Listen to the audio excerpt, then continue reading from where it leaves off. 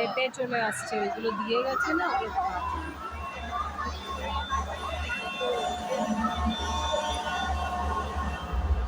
আর এগুলো Earth. 8 billion humans live on our planet. We work, we travel, we build communities and dream of a better future. Away from the noise of our daily lives, in a world of wild and incredible animals lies waiting, unseen until they emerge.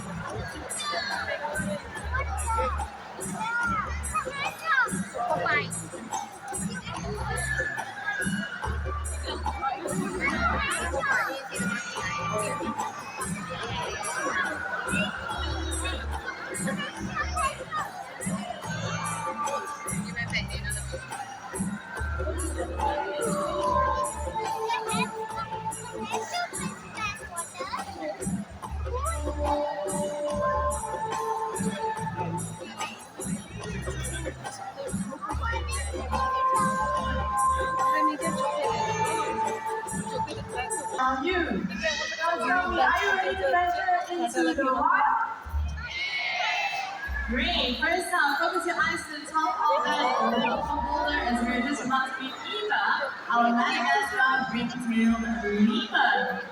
Now, lemurs have a long back tail just as the name suggests, and they use their tail to help them maintain their balance, but it also helps them to keep group members together. They will put their tail high up like a flag to ensure that the whole group can see one another.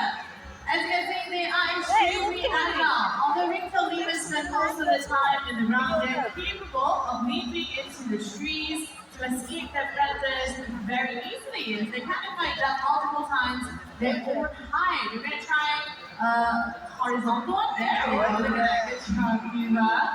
Now, ring-tailed lemurs actually use their tail for a good purpose. At least the males do. They like to do something called snake fighting. So what they do, they go snake lines on the wrist, they will rub those snake lines on the tail, and then they will wave the tail at the opponent. So basically, the smelliest lemur wins.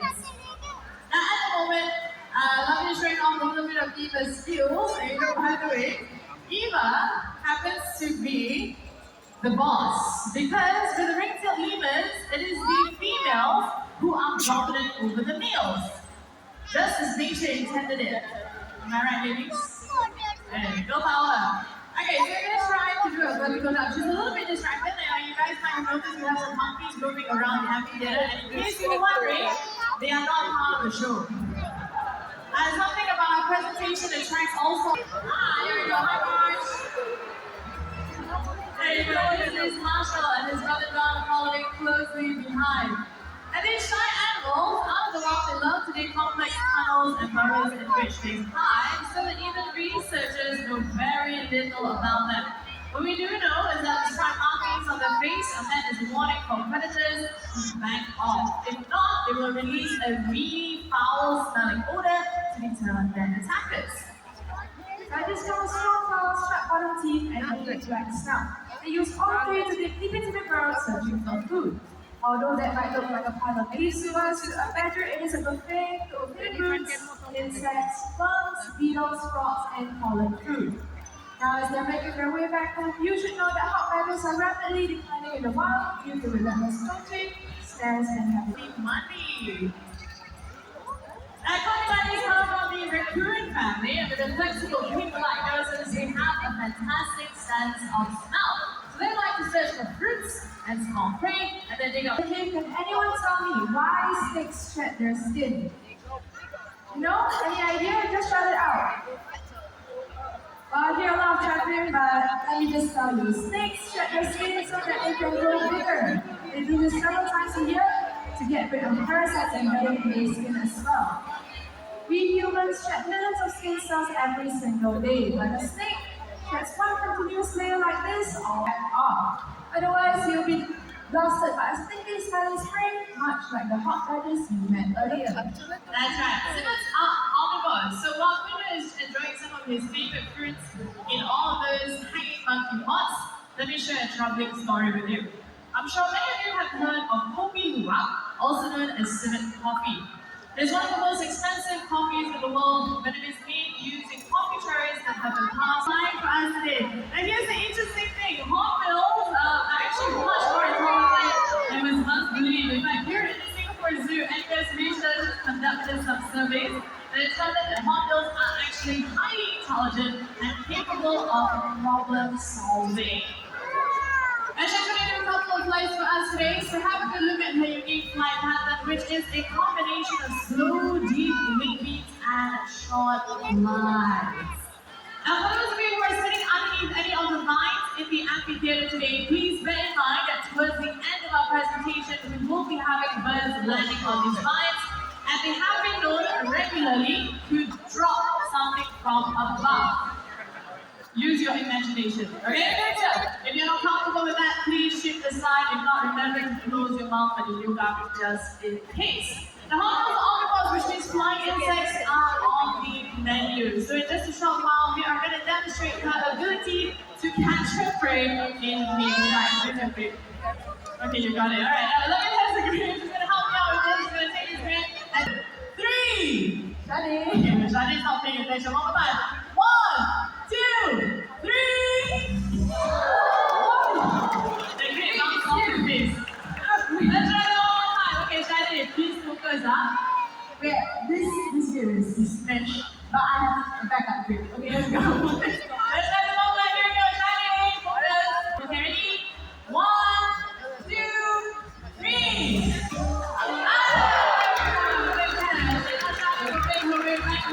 To her nest in the trees. Thank you, Shadi. Now, vultures are scavengers. This means that you don't hunt for live prey, you prefer dead ones instead. They have a remarkable sense of smell that helps them to sniff out carcasses from far below the forest canopy. And you know, vultures are perfectly adapted to scavenging. They have extremely acidic stomach acid that can digest just about anything.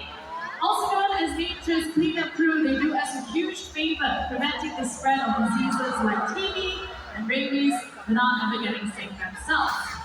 Despite playing an important role in our nature's ecosystem, vultures are among the most endangered birds in the world. So let's give a big round of applause to our fish snack. Sorry, yeah. Watch how they swim.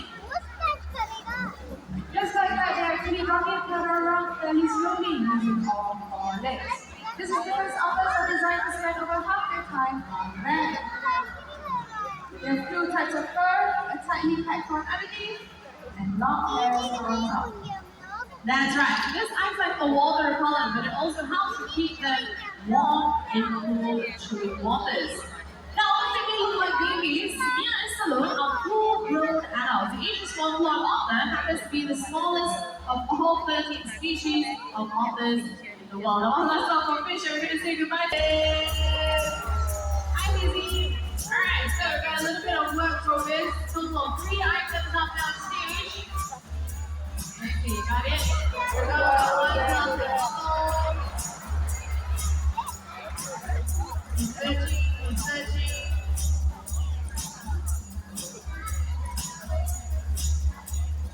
Still searching. classic bubble. Anything else? One more. What is this? Yeah, got it. Into the video. Let's give a round of applause for music, everybody.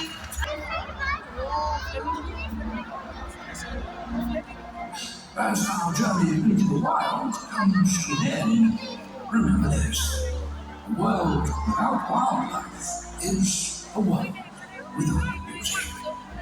So keep the wild within you and around you. Keep the wild. Thank you so much for joining us. And we hope you have a great day here in the Singapore Zoo. Take care, everybody. Bye-bye. Now, ladies and gentlemen, if you love our animals, especially if you love the lemurs, which is personally my favorite animal, we do have some nice ring-tailed lemur plush toys right at the top of the gift shop if you'd like to check them out. Once again, thank you.